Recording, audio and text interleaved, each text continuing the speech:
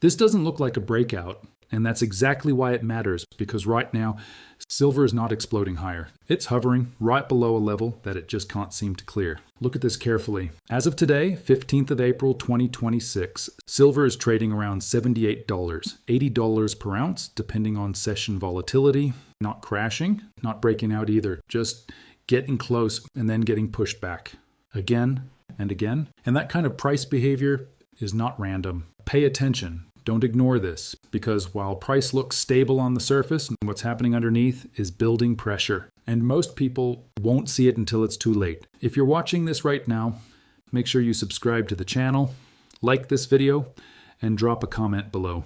Because what we're breaking down here is not being explained clearly anywhere else. Now let's slow this down. Silver right now is trapped. On one side, buyers are stepping in near $78. On the other, resistance near $80 keeps rejecting price, and this is critical because when a market gets stuck like this, it doesn't stay quiet, it compresses, and compression leads to expansion. Now here's the part that doesn't match, because while price is being capped, the fundamentals are not weak. In fact, they're getting tighter. According to research from the Silver Institute and Metals Focus, the global silver market is entering its 6th straight year of deficit. 6 years. That means demand has been exceeding supply every single year. And that's not all. More than 700 plus million ounces have already been pulled out of inventory since 2021. That's not a temporary imbalance. That's structural pressure. And here's where it gets uncomfortable. If supply is tight, if inventories are falling, if deficits are growing, why isn't silver breaking higher? That's the real question. And that's what most people are not asking, because right now, the macro environment is pulling in the opposite direction. Global growth is slowing. Institutions like the IMF have warned about rising economic risks. At the same time, central banks, especially the Federal Reserve, are not ready to ease aggressively. In fact, according to recent Fed commentary, rate cuts may be delayed if inflation remains elevated due to oil prices, and that matters, because higher interest rates tighten liquidity. And tight liquidity usually pressures commodities. But here's the contradiction. Silver is not collapsing. It's holding, even with a strong dollar at times, even with rate pressure, even with uncertainty. That's not weakness. That's resistance. And resistance under pressure is where breakouts are born. Now bring in geopolitics, because right now, this situation is not stable. The US-Iran conflict is still unresolved. There are talks. There are signals of negotiation. But at the same time, there are disruptions in oil supply routes, especially around the Strait of Hormuz. And when oil stays elevated, inflation stays alive. And when inflation stays alive, central banks stay cautious. And when central banks stay cautious, markets stay unstable. And instability creates volatility. Now here's what most people miss. Markets don't move because of headlines. They move because of positioning. And right now, positioning is shifting quietly. Funds are adjusting exposure. Institutions are managing risk. But they're not doing it loudly. They're doing it early. And that's why price doesn't explode immediately. It builds slowly, then suddenly. Now look at silver again. It keeps testing that same level, $80, again and again and again. That's not random. Markets don't repeatedly test resistance unless something is building behind it. Now ask yourself this. If silver keeps pushing this level, what happens the moment it stops getting rejected? Think about that. Because when breakouts happen, they don't give warnings. They happen fast. And by the time it becomes obvious, it's already too late to position early. So right now, this moment matters, not next month, not next year, right now. Before the next inflation print, before the next geopolitical headline, before this weekend, before Monday. Because if pressure releases, it won't wait. And if you're seeing this early, you're already ahead of most people. So again, if you're following this kind of analysis, make sure you subscribe, like this video, and comment what you think is really happening here. Because this situation is only getting started. And the real question is, what exactly is holding silver below $80 right now? Something is sitting on this market, and it's not visible on the chart. Because if you only look at price, you'll think silver is just consolidating. But if you step back and look at what's actually happening underneath, this starts to feel very different. Right now, silver is not weak. In fact, despite pullbacks, it has held above key levels after extreme volatility this year, even after dropping sharply from earlier highs above $120 earlier in 2026.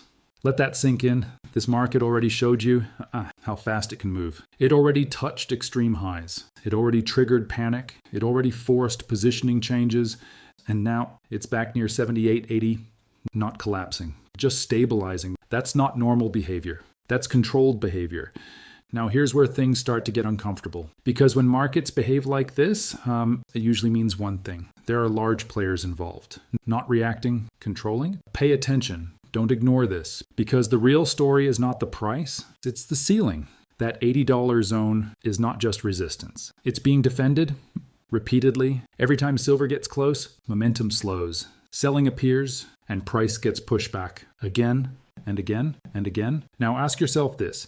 If fundamentals are strong, if supply is tight, if macro risk is rising, why does price keep getting capped? That's the question. And this is where most people stop thinking because they assume maybe demand is weak. But the data doesn't support that. Even with some industrial slowdown, investment demand is rising, especially in physical silver and bars. At the same time, the global deficit is still expanding.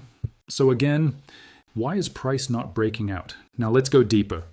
Because markets don't just move on fundamentals, they move on liquidity. And right now, liquidity is tight. Central banks, especially the Federal Reserve, are still holding a restrictive stance. And when liquidity tightens, large institutions don't just sit and wait. They manage exposure, they hedge, they control volatility, and sometimes they defend key levels. Now think about that.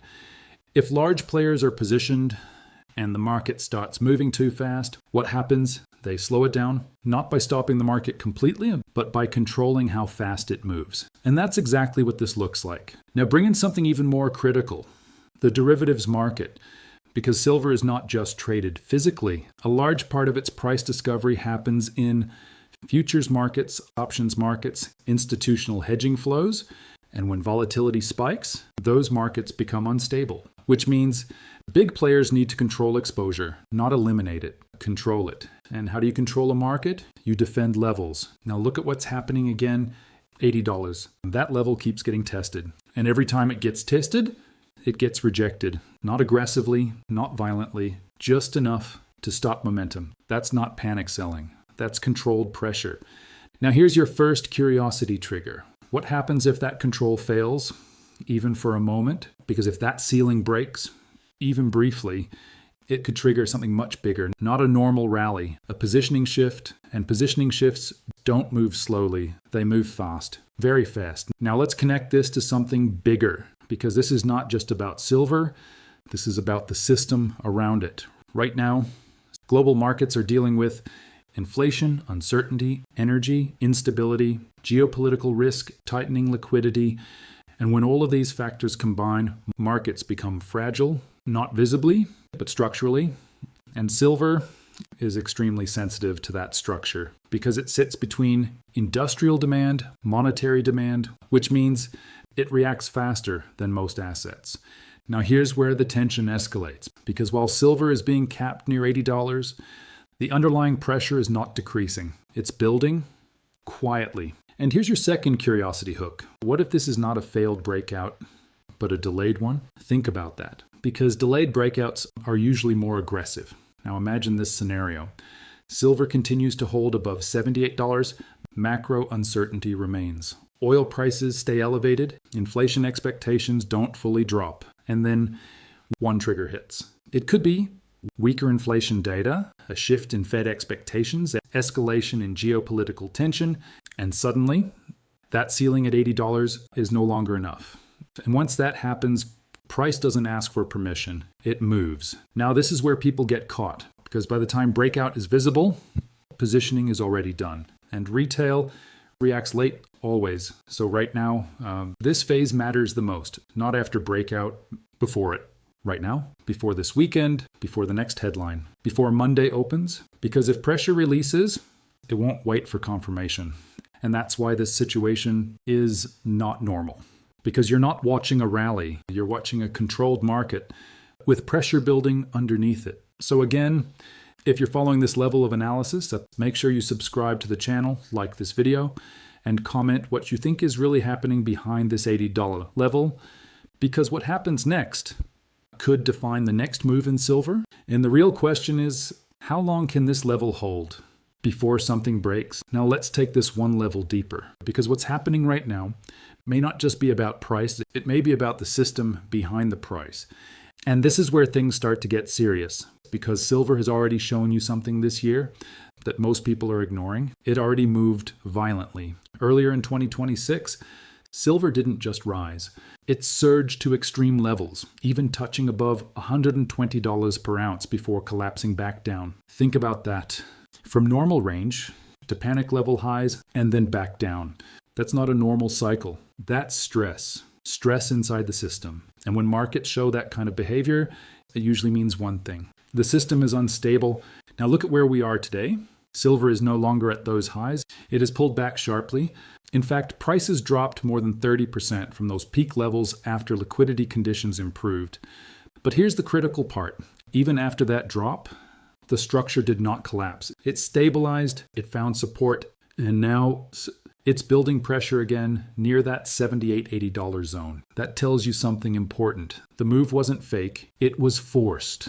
Now let's talk about why that matters. Because when a market experiences a rapid spike, followed by stabilization instead of collapse, it often means the underlying demand didn't disappear, it just paused. Now combine that with what we know. Supply is still tight, the market is still in deficit. In fact, global silver supply is expected to decline again, while demand, especially investment demand, continues to hold. And that creates something very specific, a fragile balance. Now here's where the system starts to matter, because silver is not just traded physically. It is deeply connected to futures markets, ETFs, institutional positioning, and global liquidity flows. And when liquidity changes, these markets react first, not the headlines, not retail, the system. Right now, liquidity is not loose. Central banks, especially the Federal Reserve, are still operating in a tight environment. And when liquidity is tight, markets become more sensitive. Small moves create bigger reactions. Now think about this. If silver was able to move from normal levels to over $120 in a relatively short period, what happens if similar pressure builds again? That's the question nobody's asking, because most people are focused on, is silver going up or down today? But the real question is, what happens if the system gets stressed again? Now bring in geopolitics, because this is not happening in isolation. The global environment right now is still fragile. The situation involving the US and Iran has not fully stabilized. Yes, there are talks, there are signals of negotiation, but at the same time, the risk remains, and markets know it, because key energy routes like the Strait of Hormuz are still a potential risk point. And when energy risk exists, inflation risk stays alive. And when inflation risk stays alive, central banks stay cautious. And when central banks stay cautious, liquidity stays tight. And when liquidity stays tight, markets become unstable. Now connect that back to silver, because silver reacts to all of this at once. It reacts to inflation, liquidity, geopolitical risk, and industrial demand, which makes it one of the most sensitive assets in the system. Now here's the part that should get your attention, because right now you're seeing a market that already experienced a squeeze, already showed extreme volatility, is still in structural deficit, and is now compressing again near a key level. That combination is not common. And when it happens, it usually leads to something bigger. Now imagine this scenario. Silver holds above 78, it keeps testing $80, liquidity remains tight, geopolitical tension doesn't fully disappear. And then suddenly, one trigger hits. It could be a shift in inflation expectations, a change in Fed language, or escalation in global conflict, and suddenly, the system reacts. Now here's the critical moment, because if silver breaks that $80 level cleanly, it doesn't just move higher. It could trigger positioning, and positioning is what creates acceleration, not news, not headlines. Positioning, and once positioning starts shifting, price doesn't move slowly. It moves aggressively. Now this is where most people get trapped, see? Because they wait for confirmation. They wait for headlines. They wait for safe entry, but by the time confirmation comes, the move is already underway. And that's exactly what happened earlier this year. Most people didn't believe the move until silver was already at extreme levels. And by then, It was too late to position early. Now we're seeing something similar, not the same move, but the same setup, compression, control, pressure building underneath. Now ask yourself this: if the system is already under stress and silver is already showing signs of pressure, what happens if that pressure gets released again? Think about that carefully, because this is not just about price anymore. This is about timing, and timing is where the biggest opportunities and risks come from. So if you're still watching this, make sure you subscribe to the channel, like this video, and comment below what you think happens if $80 finally breaks, because what we're seeing right now is not the end of the move. It may just be the setup. And the real question is, how close are we to that trigger? Now, this is where everything comes together, not just price, not just headlines, but the entire system behind it. Because what you're watching right now is not just a market move, it's a setup. Silver is not breaking out yet. It's hovering, holding near that $78, $80 range, getting pushed back every time it gets close. But at the same time, everything around it is tightening. Supply is tight, demand hasn't disappeared, geopolitical risk is still active. And most importantly, liquidity is still constrained. Now think about what that means. Because when liquidity is tight, markets don't move smoothly, they stay controlled until they don't. And when they lose control, they move fast. Very fast. Now let's go one step deeper. Because earlier this year, silver already showed you what happens when pressure builds too much. It didn't rise slowly, it exploded. Prices surged past $100, even touching extreme highs near $121 per ounce during peak stress conditions. That wasn't normal demand. That was a squeeze. A moment where supply couldn't keep up, liquidity broke down, positioning got forced, and when that happens, price doesn't move logically, it moves violently. Now here's the part most people are missing. After that move, silver didn't collapse back to old levels, it dropped. Yes, but it stabilized. Right now, it's still holding far above previous years, even after a 30-35% correction from peak levels. That's not weakness, that's a reset after stress. And resets don't mean the story is over, they mean the system is preparing again. Now connect everything. You have a market still in structural deficit, inventories already drained for years, investment demand still active, geopolitical instability not resolved, central banks keeping liquidity tight, and on top of that, you have price being capped at a key level. That combination is not random. It's rare. No. Now imagine this scenario. Silver continues to hold above $78. It keeps testing $80. Markets stay uncertain. Oil prices remain elevated. Inflation doesn't fully drop. And then something shifts. Maybe inflation data comes in softer. Maybe the Fed signals a change. Maybe geopolitical tension escalates again. And suddenly, that resistance is gone. Just like that. Now here's what happens next. Because when resistance breaks in a market like this, it doesn't move slowly. It accelerates. And when acceleration starts, it pulls in short covering momentum, traders, institutional flows, and suddenly what looked like a slow market becomes a fast one. Now think about timing, because this is where most people get it wrong. They wait for confirmation. They wait for headlines. They wait until everyone is talking about it. But by then, the move is already happening. And that's exactly what we saw earlier this year. Silver didn't give time. It moved before most people understood why. Now we're back in a similar setup. Not the same move, but the same conditions. Compression, control, pressure building underneath. And this is the most important part of this entire video, because right now you are not watching a breakout. You are watching the moment before a decision, a moment where the market is choosing, does it stay controlled or does it release? Now ask yourself this: if silver is already holding strong, under tight liquidity, under geopolitical pressure, under supply constraints, what happens when one of those pressures increases? Because pressure doesn't disappear. It transfers. And when it transfers into price, it doesn't move slowly. It shocks. So right now, this is not about predicting. This is about recognizing that something is building, recognizing that this level, $80, is not just a number.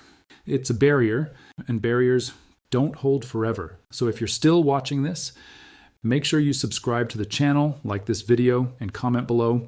Do you think silver is being capped, or is this just a normal consolidation? Because what happens next may not give a second chance. And the real question is, when this level finally breaks, will it be controlled or will it be violent?